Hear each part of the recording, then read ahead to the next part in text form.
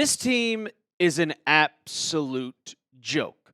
Week in and week out, it felt like over the last couple of weeks, the Titans were getting a little bit better. They were being competitive in some games. Cam Ward was looking. But then everything you took over the last couple of weeks, you just threw it right out the window against the Jacksonville Jaguars. Welcome into Titans Today by Chat Sports. I am your host, Brett Alper, and you can see right here.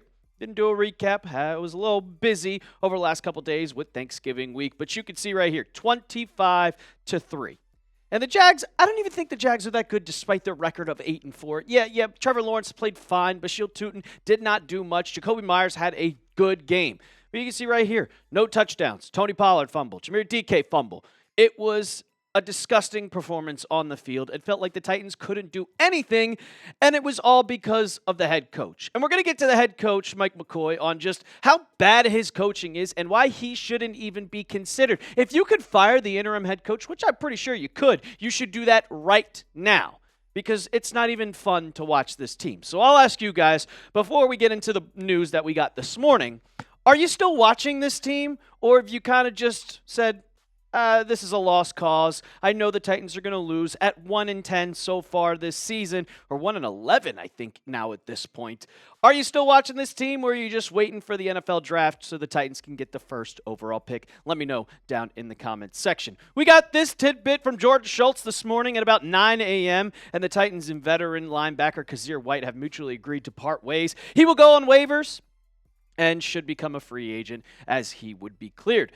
It was not much from him as his time with the Tennessee Titans on the practice squad, I might say. But White had 137 tackles, 2.5 sacks, and 9 tackles for loss with Arizona last season. He's been dealing with a hamstring injury this past couple of games, which has sidelined him for most of this year. But now, apparently, he is healthy.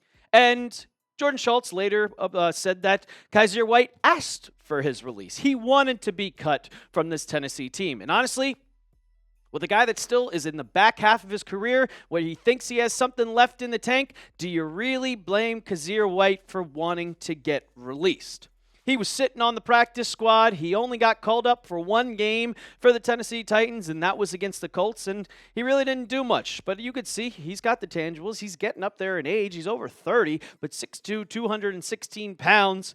He still thinks that he can play on an NFL roster, and instead of playing on a practice squad for a one-win team, there's really no point for him to be there. He says, I got time, I can be able to play, so just let me go somewhere else, because right now there's nothing to play for, and you're not even playing me. 32 snaps for him in his stats versus the Colts earlier this year in September, 3 tackles, 1 stop, and a PFF grade of 46.0.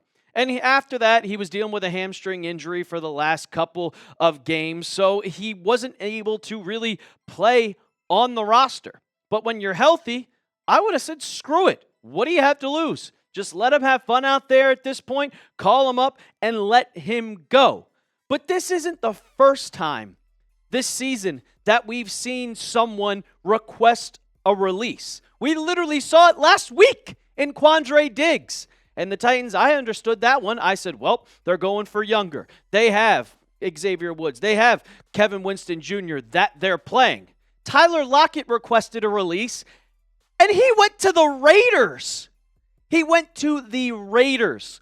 So you're playing for the second worst team in the league, and you just didn't even want to play for the Titans. But I can kind of understand why the Titans refuse to play Kyzir White and just don't play him in general, because you have 2 linebackers already that are playing, honestly, pretty solid. The one bright point about this horrid defense, Cedric Gray has 118 tackles on the season, 6 tackles for loss, a sack, 4 pass breakups, and the PFF grade is actually good. And then Cody Barton, who came over from Denver, 62 tackles, 4 tackles for loss, 7 pass breakups. He's the linebacker that can go in coverage, and he would definitely be playing better than Kyzir White.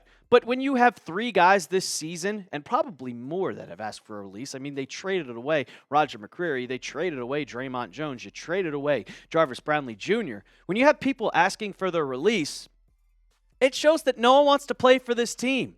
No one wants to be a part of this Tennessee Titans team because, 1, they're losing. And 2, there's no bright future right now if you're Kyzir White's age that is at the back end of his career. This is a building process for the Tennessee Titans. And granted, I get it. White wasn't helping this team at all, so they said, sure, go out there and figure something out. You can go to whatever team you want. It's going to be a work in progress. We saw Mike Borgonzi's press conference a couple weeks ago. This isn't a one-year type thing. This could be a two-year type thing, but do you want to go out there right now when you only think you got a year left? Because Kyzir White was barely on an NFL roster to begin with. But why don't anybody want to play for this team? Well, because it's bad coaching. It's one thing about being bad and being on a one-win team. But sometimes, like if you look at the New York Jets, they just got their third win. And Aaron Glenn, he's got the vibes going a little bit at least. I know the Jets are a laughingstock, but still, you have teams that you have players that still want to be there. But no one in the locker room respects the coach. None of the players respect Mike McCoy as the interim head coach. And your two star players on the team, after the loss to the Jacksonville Jaguars, specifically called out Mike McCoy and threw shade at Mike McCoy. So at this point, like I said, it's a lost cause for the season, and there's no point in even really wanting to play for this team at this point. So I'll ask you guys, do you respect Mike McCoy? Because it's clear as day that the players don't. It's clear as day that the quarterback doesn't. And it's clear as day that your defensive player of the year candidate doesn't respect Mike McCoy. So go down in the comment section, give me an R for respect, or give me a D for don't. I'm going to explain why these guys don't respect Mike McCoy in a second. But first, I got to tell you about our sponsor of today's show, and that is Prize Picks. It's the holiday season, the best time of the year for sports, bowl games, basketball, matchups, playoff mashups, and while you and I are making decisions every day on what gifts to buy, what to eat, what game to watch, there is one place where it feels good to be right. Prize Picks. Prize Picks is simple to play. Just pick more or less than 2 to 6 player stat projections, and if your picks are right, you can cash in. Prize Picks now has early payouts, which means if your lineup gets out to a hot start, you may now have the option to cash out those winnings before the game even finishes. No football on a Tuesday, so I'm going with a little basketball action in with Boston against New York. I got Jalen Brunson, the more on 27.5 points. Miles McBride, deuce. Well, he only makes swishes.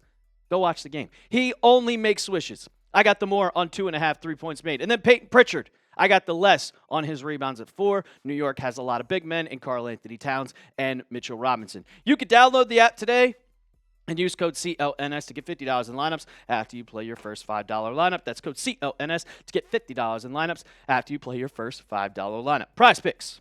It's good to be right. All right, back to players not respecting Mike McCoy.